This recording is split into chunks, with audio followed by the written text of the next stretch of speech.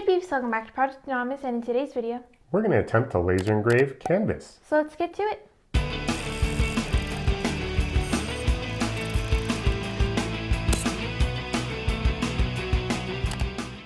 So the canvas material we're going to be using today is a tote bag. And we're going to use our xTool D1 Pro 10 watt to attempt to get some good results on this canvas bag.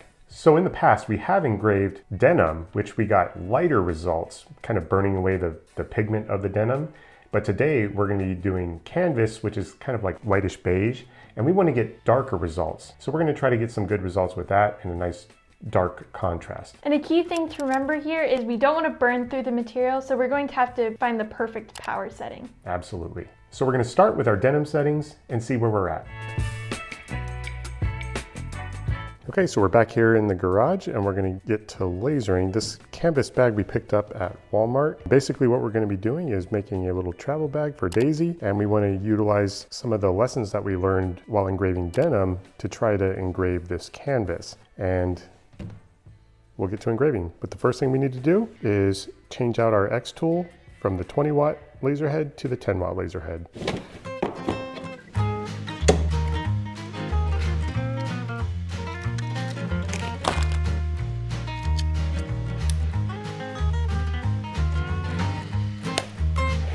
So we're going to utilize a tip that one of you commented when we were doing our denim apron project by lifting the part that we're engraving up a little bit so it doesn't catch on the side here. So we're going to stick a little piece of wood in here to kind of raise this up a little bit for our engraving surface. And then we're going to use magnets to secure it down on our little steel bed. So let's go ahead and get this set up. While we have this here on our table, let's go ahead and mark the center point of where we want this to engrave. We'll just use some tape right now.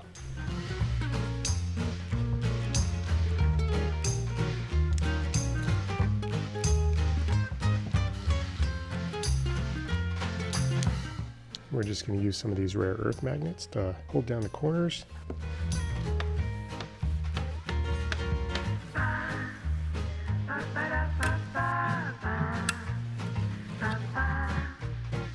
All right, we're here in LightBurn. We're going to go ahead and bring in our design that we've already made. And now we're just going to trace that. Perfect. We do need to resize this, so we're going to make sure that our dimensions are locked, and we want the width to be 5 inches. That's good. We need to switch to the correct laser here. We're going to use our xTool again. Now we can bring that in there. Perfect. And now we're just going to get our settings right. So what we're going to do is we're going to pull our settings from our denim project and just kind of use those as our test. So you can see here our speed is going to be 2,000 millimeters per minute. Our max power is going to be 10%. Interval is 0.1 millimeters and 1 pass. And we're going to go ahead and try this out. But first we need to make sure we get our project centered and where this is going to be. So what we're going to do is we're going to get the machine turned on, and we're going to, instead of using absolute coordinates, we're going to go ahead and use current position, and that current position is going to be our center point on our bag. So we can just manually move the laser where we want it and go ahead and start the project. So let's get the laser turned on.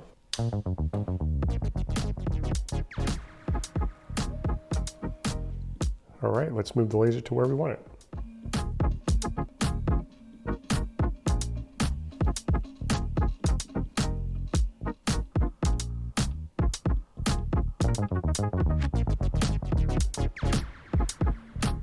Looks good to me. We're going to go ahead and set our origin. And now let's do a frame. Make sure we're going to stay where we want to stay.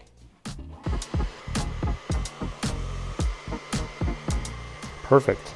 Now I'm going to do that framing just one more time, but I'm going to remove the tape this time now that I know we're good. All right.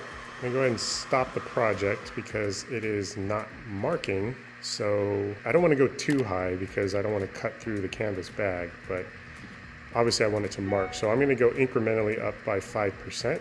So I'm going to change it to 15% this time, and I'm going to go to origin. Okay, frame it out and we'll start it again.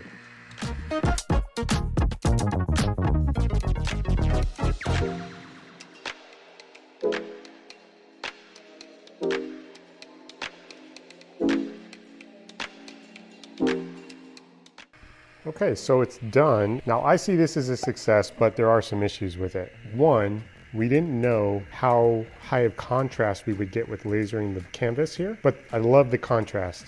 And especially like right down here looks really good, right? And we didn't damage the canvas, it's just colored, which is exactly what we wanted. But the issue is there were some ripples here and we didn't get it flat enough. So the laser comes out of focus on the high spots right here and a little bit right here and here. But if we just flattened this down and made sure it was nice and tight all along the way, we would get these really great results right here. So I think this is a win.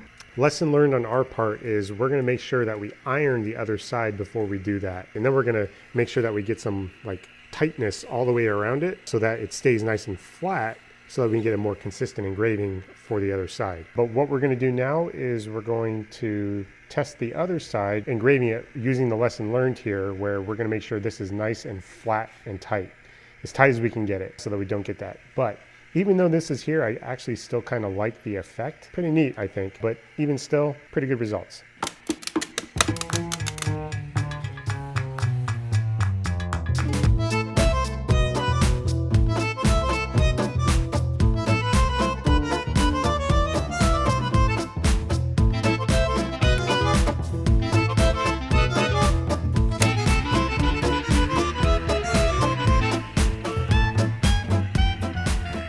Let's tighten this down with some magnets, make sure it's nice and tight.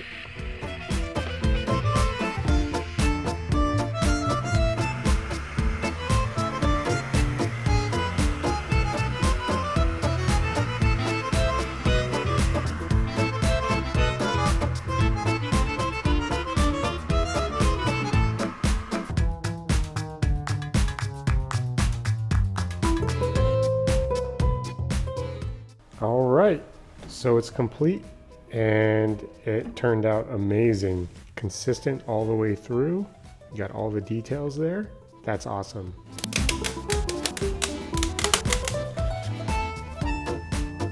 That is really good results. I'm certainly happy about that and wish we had ironed it on the other side, but even still, I think that's pretty neat too. I just think it's pretty cool what kind of results you can get on canvas, getting the settings right on a laser.